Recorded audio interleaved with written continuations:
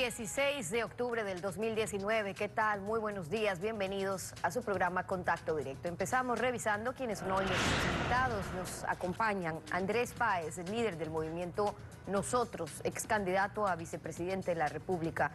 El diálogo termina con una decisión llamada histórica por el gobierno y con el golpismo desatado por corruptos que dio fuerza a la movilización indígena, pero el país sigue sumergido en esa crisis económica que impulsaron también esos corruptos.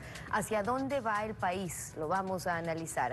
También estará Montserrat Kramer, la ministra de Educación, para hablar sobre la reanudación de clases que toca un problema de millones de familias, que no solo termina en cómo reanudarlas, en cuánto cuestan sus medidas colaterales, en cuándo van a salir de vacaciones, cómo se recupera el tiempo perdido, lo vamos a conversar. Y además estará en nuestros estudios hoy Marco Flores, el secretario ejecutivo del Foro de Economía y Finanzas Públicas. La crisis económica continúa sin solución, mientras el paro hizo ver a un país unido para defender la paz, para defender la democracia, pero también dejó ver una clase política incoherente y sin respuestas efectivas ante la crisis económicas. El foro aporta con algunas ideas, lo conversamos. Y luego de despachar durante 8 días en Guayaquil, el presidente de la República, Lenín Moreno, volvió a Carondelet. Fue recibido por un grupo de simpatizantes ante quienes dio un discurso. El jefe de Estado enfatizó que se elabora un nuevo decreto que focalizará los subsidios para los más pobres. Y también advirtió que las intenciones desestabilizadoras y la violencia podrían volver. A la semana vuelve el presidente de la República al Palacio de Carondelet. La idea es volver a la cotidianeidad, pero no fue un regreso cualquiera. Le llenaron la Plaza Grande y él desde el balcón acompañado de sus ministros, pero aclarando que esto no era una fiesta, sino más bien un espacio de reflexiones. Decirles que me siento como nunca ecuatoriano. Ser ecuatoriano, carajo, es bastante, es mucho. Lo hemos demostrado en todas las circunstancias que nos ha tocado vivir. No hay motivo de alegría, no hay festejo. Ha habido enfrentamiento entre ecuatorianos, pero es verdad, jamás que se vuelva a presentar una circunstancia como esta. Y contaba que derogó el 883 para recobrar la paz en el país, pero que él no claudica en su idea de evitar que miles de millones de dólares beneficien solo a unos cuantos. Cumplimos lo que prometimos. Derogué el decreto. Ahora viene un decreto justo que favorezca a los más pobres, a los más desvalidos, a los olvidados de entre los olvidados. Ahora sí viene el decreto. El momento ya lo veremos. Cuando terminemos de dialogar, cuando terminemos de consensuar. Decía el presidente Moreno que sin embargo hay que estar alertas, que los intentos de desestabilización podrían volver. El pueblo de Quito, el pueblo de Ambato, de Riobamba y de Cuenca, de la Tacunga, no fue cobarde, fue prudente, pero sabe perfectamente que la violencia puede volver. Y entonces dejaba entrever lo que podrían ser las razones de los cambios que se realizaron más temprano en la cúpula militar. Por eso, señor ministro, señores comandantes, no se puede privilegiar la integridad física de quien viola la integridad física de otro ser humano. Lo tenemos claro, María Paula, ¿verdad? Lo tenemos claro, señor ministro. Lo tenemos claro, comandantes. Así Moreno vuelve al palacio, a la casa de gobierno, a trabajar en la recomposición de un país que queda sin duda golpeado. ¿Qué tal, Alfredo? Buenos días, ¿cómo te va? Muy bien, Steffi, buenos días. Buen día a todos. El verdadero núcleo de todo este enredo es el problema económico que genera el déficit fiscal. A la ciudadanía siempre se la distrae, se desvía su atención del meollo del asunto. Por eso llevamos enfrascados en distraernos. La investigación y el castigo de los actos golpistas no puede pasar a ser la primera prioridad como el 30S. El problema está en la economía y la República no puede aparecer distraída, como un perro que se busca el rabo dando vueltas para mordérselo. Lo ocurrido es consecuencia de una medida de gobierno temeraria, incompleta y del golpismo de los corruptos. Pero ya es hora de parar este lavamanos colectivo y solucionar en serio los problemas, de dejar tan libre la corrupción que se da el lujo de desestabilizar de unos candidatos que se pasan calculando realizar sus sueños y de instituciones que no salen del círculo vicioso de los intereses creados y de sus presiones. Hay que ajustar la economía, es irracional seguir caminando hacia el abismo. La actualidad, los protagonistas, el análisis y la información en Contacto Directo. El paro terminó, la violencia se esfumó, pero la crisis económica continúa y aparentemente seguirá buscando soluciones con la Comisión de Diálogo con la dirigencia indígena. Esto dijo ayer en Contacto Directo el presidente de la CONAIE, Jaime Vargas. Tenemos una mesa de trabajo con todos los sectores sociales, con la dirección de las Naciones Unidas y de la Conferencia Episcopal, quienes llevarán este proceso en lo cual nos permita trabajar pensando en la realidad económica del país. Yo creo que hay que buscar mejores estrategias de superar este proceso importante que hemos venido planteando, y pues yo creo que es nuestro deber. No es solamente el deber del movimiento indígena, sino de todos los sectores sociales, ¿no?, para poder buscar mejores estrategias de superar la crisis económica de nuestro querido país. Andrés Páez, buen día, bienvenido a Contacto Directo. Gracias, doctor, buenos días. La grave conmoción interna causada por la supresión del subsidio de los combustibles, la movilización indígena y el asalto masivo a edificios públicos y el comercio en varias ciudades terminó. ¿Qué queda como lección? La lección fundamental es que el problema no es la eliminación de los subsidios. El problema es la pobreza.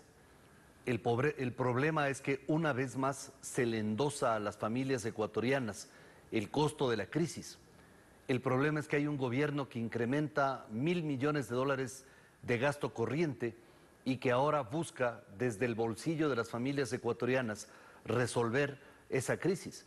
Es cierto que todos tenemos que arrimar el hombro, pero hay que entender que hay una pobreza galopante en el Ecuador y que hay una inmensa cantidad de gente que realmente se ve afectada por el incremento del precio del combustible, desde el campesino que enciende su guadaña con diésel o con gasolina, hasta la persona de clase media que tiene un pequeño negocio y que necesita gasolina para el vehículo que le ayuda en sus actividades laborales. Todos nos vemos afectados por esto y el gobierno tiene que entender que aquí el problema no es la eliminación de los subsidios, el problema es que no se atiende a la gente que realmente está sufriendo pobreza y que hay más de 7 millones de ecuatorianos que están entre la pobreza y la extrema pobreza y que hay más de 7 millones de ecuatorianos que es una mayoría silenciosa que comienza a expresarse. Entonces, aquí tampoco se trata de anular las protestas ni de restarles legitimidad a las protestas, no al vandalismo, a las protestas, aclaro, pero el gobierno también tiene que ser sensible frente a la necesidad de esas familias ecuatorianas que sienten el peso de lo que significa 10 centavos más en el costo del transporte, el peso que significa el gastar más en producir esos pequeños bienes en cuanto a las personas que se dedican por sí solas a producir cualquier cosa para sobrevivir en un país donde no hay empleo, donde en lugar de haberse creado 1 millón de empleos como lo ofreció el gobierno, se han perdido 300.000 empleos. Entonces aquí el problema de fondo es que hay pobreza y esa pobreza motiva a que la gente salga a protestar y es legítimo que la gente proteste. En efecto, la crisis mostró dos mundos totalmente distintos y que se ignoran. La crisis económica continúa. La brecha fiscal causada por el latrocinio y el despilfarro correístas no se cierra porque nadie quiere asumir el ajuste. ¿Qué propone? Bueno, el gobierno lo que tiene es que buscar medidas alternativas para salvaguardar la capacidad adquisitiva de las familias. El gobierno tiene que reducir impuestos, por ejemplo, debería reducir en 2 puntos el IVA, de manera de que la gente tenga una mayor capacidad de consumo. Cuando hay más gente consumiendo, hay más gente vendiendo. Y cuando hay más gente vendiendo, hay más personas produciendo. Y para producir más se necesita contratar más trabajadores a quienes se les paga salarios y se convierten en consumidores. Y así se produce el círculo virtuoso de la economía. Con esa tesis han salido adelante países como Portugal recientemente en una exitosa experiencia. Grecia está aplicando la misma receta, es decir, se puede salir adelante. Hay que vender una enorme cantidad de vehículos que son innecesarios en el sector público. Hay que eliminar una enorme cantidad de prebendas, guardaespaldas y asesores y asesor del asesor y secretaria del asesor, del asistente del asesor y así sucesivamente. Hay que eliminar una parte de esa burocracia que no sirve para nada y que es la que conspira contra Moreno y que es la que le pasó la información a Correa del contenido del paquete de medidas económicas y que le permitieron a Correa preparar esa ofensiva terrorista en contra de Quito. Eso es lo que hay que hacer, es decir, tomar medidas que efectivamente el pueblo vea que hay una voluntad de ahorro, una voluntad del gobierno de tener austeridad y no cargar siempre el costo de todos estos gastos a las familias ecuatorianas como ha sucedido hasta ahora. Crisis económica, corrupción y lavamanos colectivo.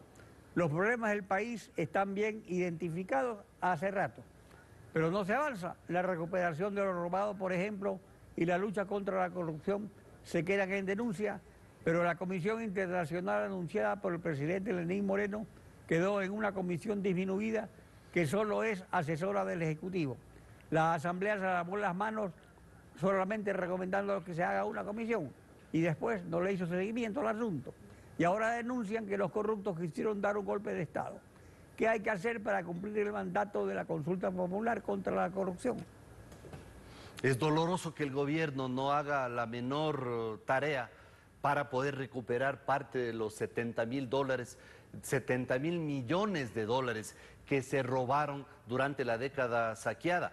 Con eso habría suficiente para no necesitar eliminar subsidios y para darle un respiro a la economía ecuatoriana, pero por alguna razón el gobierno no instrumenta las acciones para recuperar el dinero robado. El gobierno debería explicar eso y la gente que protesta, la gente que siente el peso de las medidas dice ¿cómo así una vez más nos endosan el costo de la crisis si es que el gobierno no hace lo suficiente para recuperar el dinero que se robaron durante 10 años y que está a la luz pública, las mansiones de los que antes vivían debiendo el arriendo y los carros de lujo en los cuales nos pasan casi atropellando por las calles y los locales comerciales, las haciendas y los edificios en la playa y todo el lujo con el que han cambiado de estatus los revolucionarios y resulta que el gobierno no toma medidas contundentes para recuperar ese dinero. Entonces eso es parte de la solución de la crisis, sobre todo ahora que el gobierno va a necesitar más dinero porque el país ahora enfrenta un escenario que es todavía más complejo, más difícil, que es una ofensiva terrorista como la que Quito tuvo que soportar durante el fin de semana. Yo creo que aquí hay que poner las cosas en claro. Una cosa es los que legítimamente protestaron y otra cosa son los bandoleros, los criminales, zampones, delincuentes financiados por el correísmo que se aprovecharon de esta movilización para hacer saqueos, para quemar edificios públicos, para incendiar un canal de televisión y así sucesivamente. Creo que esa diferencia es importante. Pero aunque se recupere lo robado y se elimine, por ejemplo, a los intermediarios petroleros, el ajuste económico es necesario, pero los empresarios piden eliminación de impuestos, mientras reducir masa salarial se ha convertido en un problema social de desempleo en Quito, que ningún candidato quiere aumentar. Aumentar el IVA no será aprobado en la Asamblea. Seguirse endeudando es fácil, pero solo nos presta el Fondo Monetario. Si no cumplimos con el fondo, solo nos queda China, a cambio de prender el petróleo. Falta un liderazgo comprometido con el país. ¿Qué petróleo se puede prendar si el petróleo está ya prendado a los chinos hasta el 2025? No, eso digo, El ya problema... está. Es que no hay, ¿a dónde se va? Exacto. Entonces, lo que el gobierno tiene que hacer es apostar a la reactivación productiva. Reactivación productiva significa eliminar aranceles, eliminar impuestos, mejorar las condiciones para la productividad, generar empleo, tener un mayor número de consumidores. El empleo no se genera por voluntad de los empleadores, se genera porque hay más consumidores. Si es que crece el consumo, evidentemente la economía se va a dinamizar y por esa razón hay que entender la necesidad de apostarle a la reactivación productiva, no necesariamente tomar el camino más fácil, que es decir, más préstamos, más préstamos, más préstamos, porque hay que decirle a la gente que la deuda es el paquetazo que no se ve. La deuda también tenemos que pagarla con el sacrificio de las familias ecuatorianas. Entonces hay que buscar primero condiciones de unidad de los ecuatorianos. Se demostró el fin de semana que necesariamente debemos unirnos para enfrentar este gravísimo peligro que se cierne sobre la nación, pero también debemos unirnos para ser proactivos y no es un tema de defender al gobierno, es un tema de defender la patria. La patria está siendo lastimada, está siendo herida por una banda criminal y necesitamos darle una respuesta, pero si es que el gobierno no toma las acciones necesarias para apostar por la reactivación productiva, desgraciadamente no vamos a poder salir de este hoyo. Andrés Páez, gracias por acompañarnos en Contacto Directo. A usted, gracias. Buenos días. Estefi. Nos vamos a una pausa y al regresar estará Montserrat Kramer, la ministra de Educación, y vamos a hablar sobre la reanudación de clases que convoca a todas las familias en torno a una tarea urgente y con varias derivaciones colaterales. Lo analizamos al volver, no se vaya.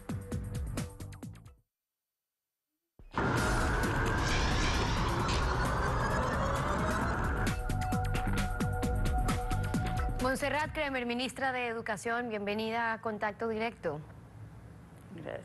Muchas gracias, Estefi. Buenos días. El Ministerio de Educación ya difundió un cronograma para recuperar las clases perdidas durante estos días de manifestaciones. En el régimen Costa se perdieron 6, en el régimen Sierra y Amazonía 7. Van a ser, ministra, 3 mecanismos. La idea es no solo alargar las clases al final del quimestre. Así es. Precisamente una de las cosas es, en efecto, alargarlas al final del quimestre.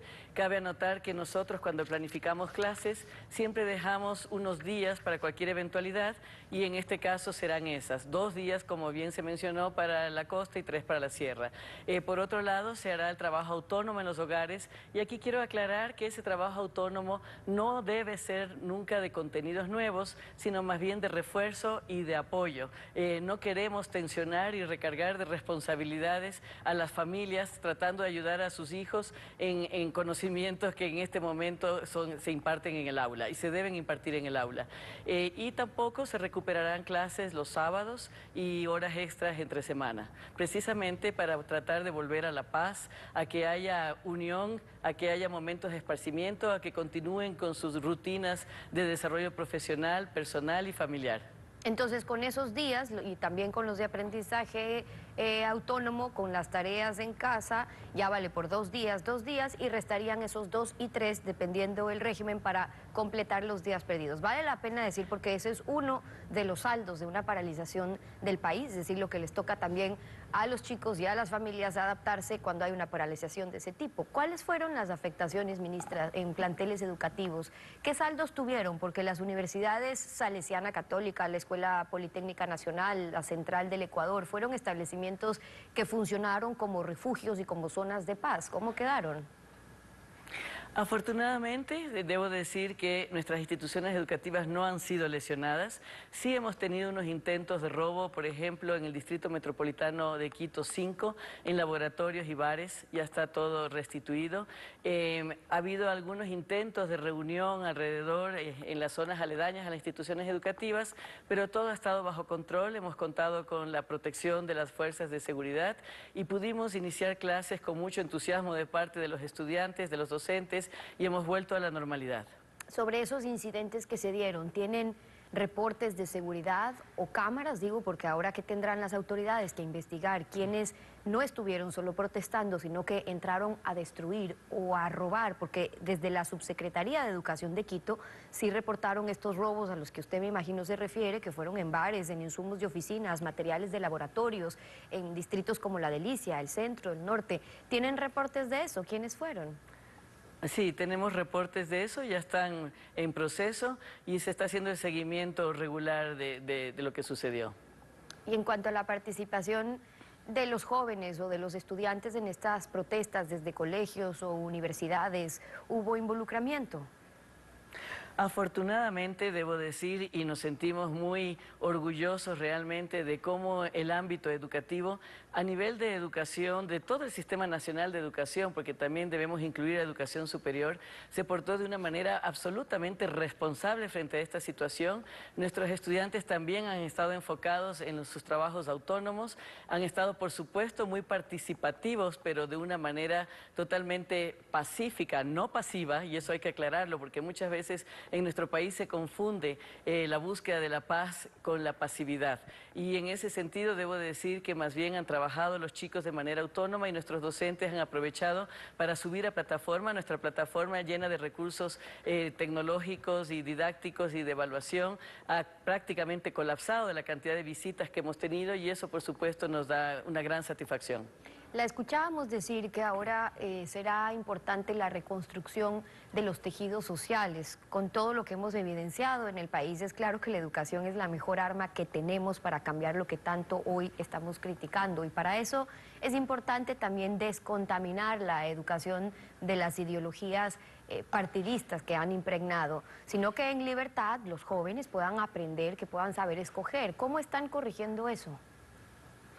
Bueno, primero estamos trabajando muy de la mano precisamente entre zonas y distritos y precisamente también entre los docentes, directivos y demás para volver a recuperar una cohesión y una integración como docentes adultos que vamos a guiar el proceso pedagógico para estar listos para recibir y orientar a nuestros estudiantes. Después los lineamientos están clarísimos. En todo momento tenemos que ayudar a nuestros estudiantes a analizar, a reflexionar, a que cobren voz, a que expresen todo el temor que vivieron.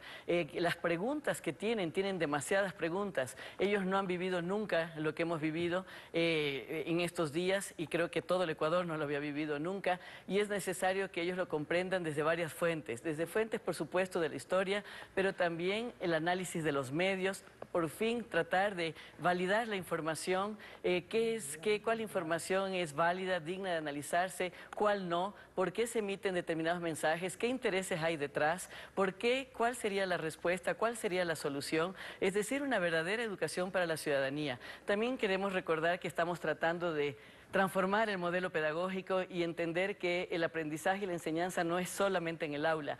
La familia es un ambiente de aprendizaje, la comunidad es un ambiente de aprendizaje, los medios son un ambiente de aprendizaje, la sociedad es un ambiente de aprendizaje. Y en ese sentido somos responsables de hacer esta reflexión, autoevaluación, identificación profunda, sincera de las verdaderas necesidades, de qué cosas debemos mejorar, pero sobre todo qué propuestas y soluciones damos. Claro, yo me refería también a la descontaminación, hablando de las ideologías y más bien la partidista que se ha intentado o se intentó impregnar también en los jóvenes, en los chicos desde los textos escolares. Usted sabe muy bien a qué me refiero. Recordemos que los ideales, por ejemplo, de la Revolución Ciudadana se incluyeron en libros escolares de historia, otros daban gratuitos, definiciones como el socialismo del siglo XXI con interpretaciones de lo que ha ocurrido en el país según la visión del gobierno saliente, libros de estudios sociales de séptimo grado hablando de cómo llegó un líder y un movimiento a salvar el país,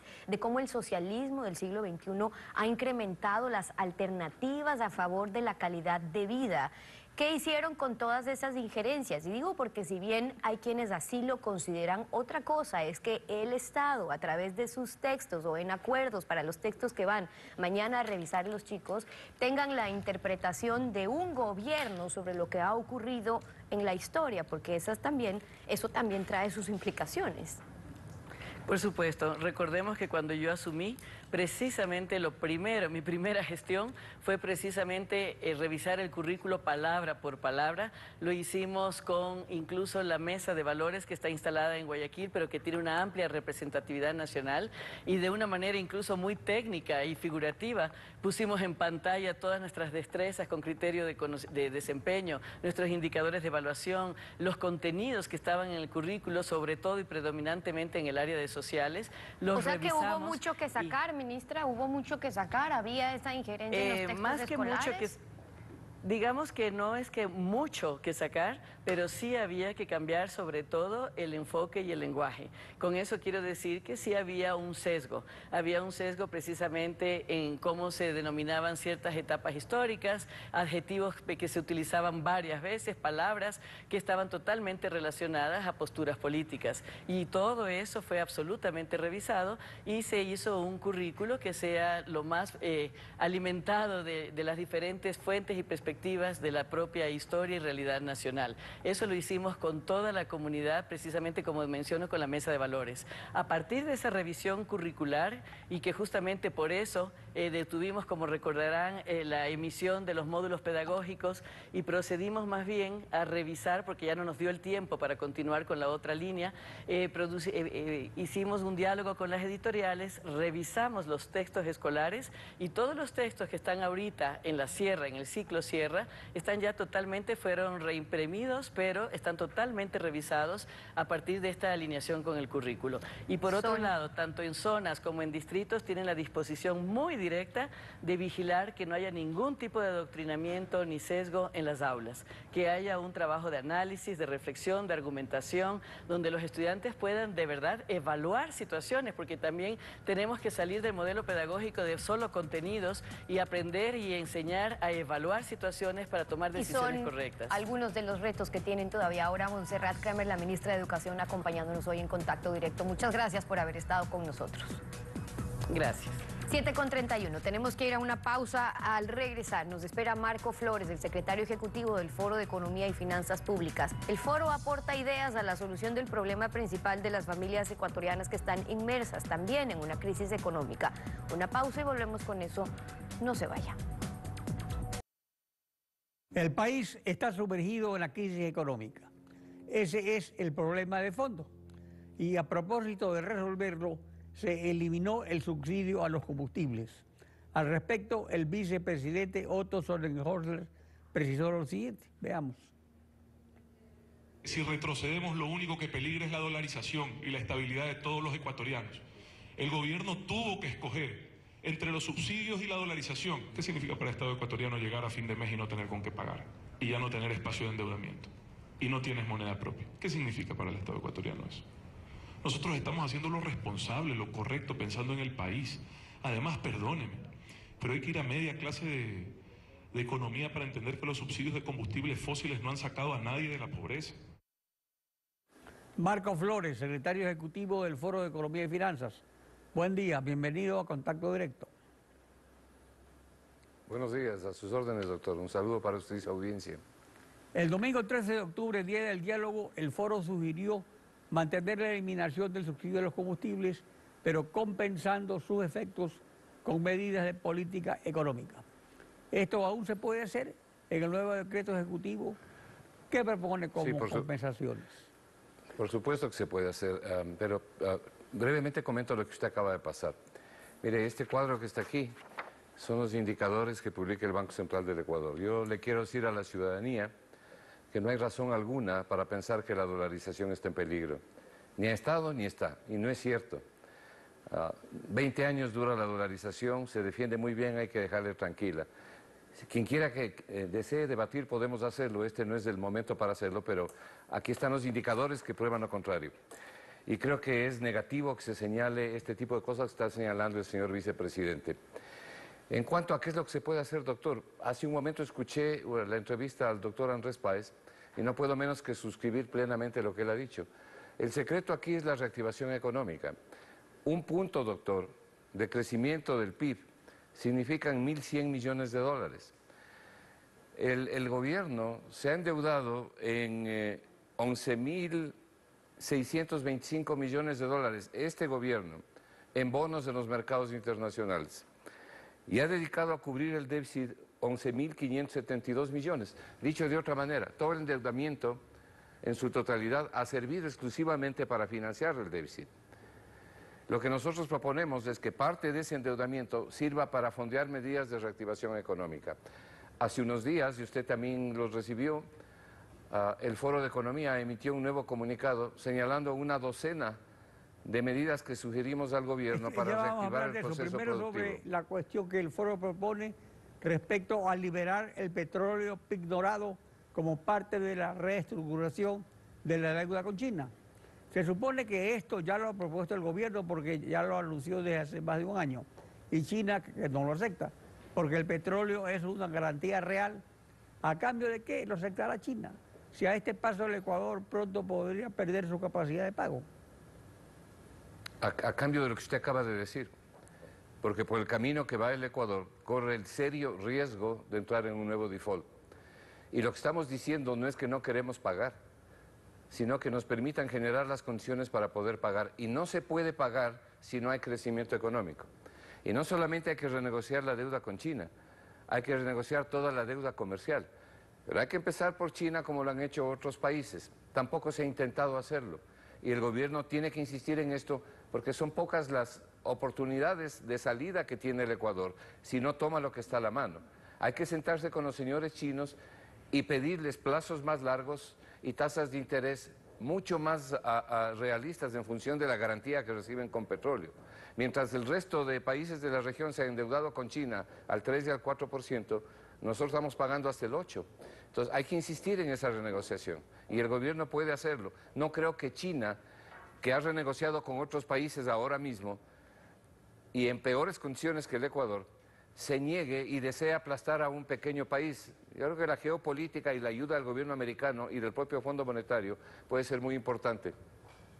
El foro propone también una reforma tributaria de 11 puntos para impulsar el consumo de las familias que representa cerca del 65% del PIB, según anuncian. Brevemente, ¿podría enumerar esos 11 puntos? Bueno, están en el documento que está colgado en la página web del foro, pero lo sustantivo comienza reduciendo el IVA en 2 puntos porcentuales, porque eso permite que las familias, este fue el grave error del gobierno.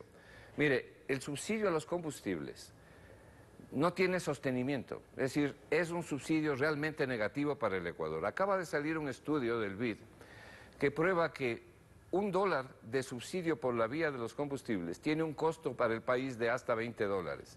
Esa no es la mejor manera de ayudar a los pobres. De manera que la decisión que tomó el presidente de la República respecto de eliminar el subsidio fue correcta. El error está, y fue inducido el presidente a error, es que el dogmatismo de algunas personas, algunos economistas cercanos al gobierno, les llevaron a hacer una propuesta con machete, es decir, cayéndole a todo el mundo, cuando tenía que haber propuesto compensaciones efectivas. Los $15 cubrirán a 1.300.000 personas, pero no a los 7 millones de pobres que tiene el Ecuador. Entonces, esas compensaciones efectivas fallaron. Es lo que propuso el foro hace 8 meses, doctor. Le decía, reducir el IVA en 2 puntos, introducir, y tengo que ir a vuelo de pájaro, introducir la tributación territorial.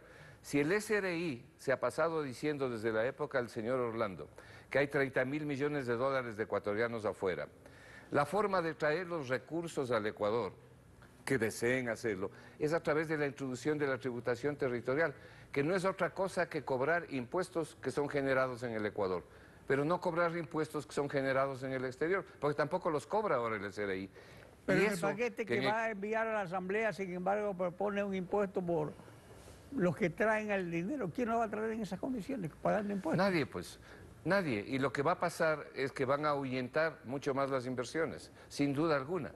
Esa ley que hicieron los argentinos que llamaron de blanqueo, les produjo ingresos a los argentinos. Lo que nosotros estamos proponiendo es cambiar las reglas de la tributación sobre las inversiones que tienen residentes del Ecuador, no solamente ecuatorianos, sino residentes del Ecuador en el exterior. Y probablemente lo que se pueda ingresar en un proceso de crecimiento sostenido es alrededor de $5.000 millones. Esta es otra de las medidas que nosotros hemos propuesto. La eliminación total la eliminación total del impuesto a la salida de divisas. En el trabajo del foro están calculados los costos de estas medidas.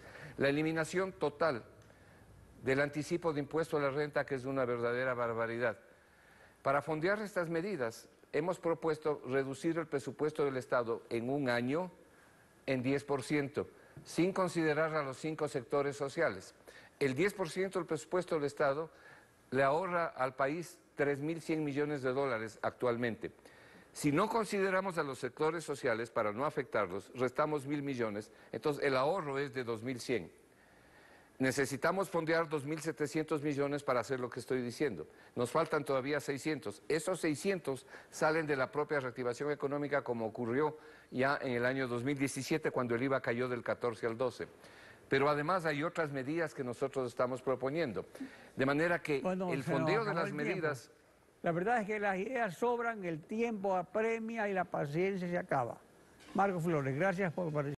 Así concluimos esta emisión. A ustedes, gracias a su sintonía. Nos volvemos a encontrar mañana, Alfredo. Mañana continuamos rayando la desinformación en Contacto Directo. Buenos días.